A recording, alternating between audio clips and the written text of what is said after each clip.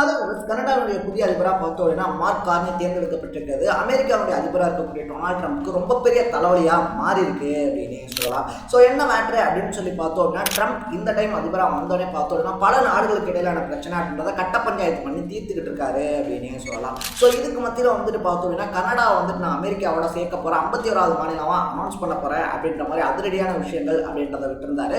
அது மட்டும் இல்லாமல் கனடாவுடைய இறக்குமதி பொருட்களுக்கு பார்த்தோம் அப்படின்னா அதிகப்படியான வரி அப்படின்றதையும் விதிச்சிருந்தாரு அப்படின்னு சொல்லலாம். இந்த சுச்சுவேஷன்ல பார்த்தோம் அப்படின்னா கனடாவுடைய புதிய அதிபராக வந்திருக்கக்கூடிய மார்க் கார்னி கனடா ஒன்றும் அமெரிக்கா கிடையாது, அமெரிக்காவுடைய ஒரு பகுதியும் கிடையாது, கனடா மட்டும்தான் அப்படின்னு சொல்லி அனௌன்ஸ் பண்ணியிருக்கிறதோட மட்டும் இல்லாமல் ட்ரம்ப் இருக்கார் இல்லையா, அவருடைய கனவு ஒருபோதும் பலிக்காது அப்படின்னு சவால் விட்டுருக்காரு. ஸோ இதனால பார்த்தோம் அப்படின்னா ட்ரம்ப் கடுமையான கோபத்துக்கு போயிருக்காரு அப்படின்னே சொல்லலாம். யார் இந்த மார்க் கார்னி, அவருடைய பின்னணி என்ன, அவர் எப்படி இவ்வளோ பெரிய விஷயத்தை அசால்ட்டாக கையாளுறாருன்ற மாதிரி விஷயங்களை லாங் வீடியோவில் பேசியிருக்கேன். அதுவும் சேனலில் இருக்கு, பார்த்துட்டு சப்ஸ்கிரைப் பண்ணிக்கங்க.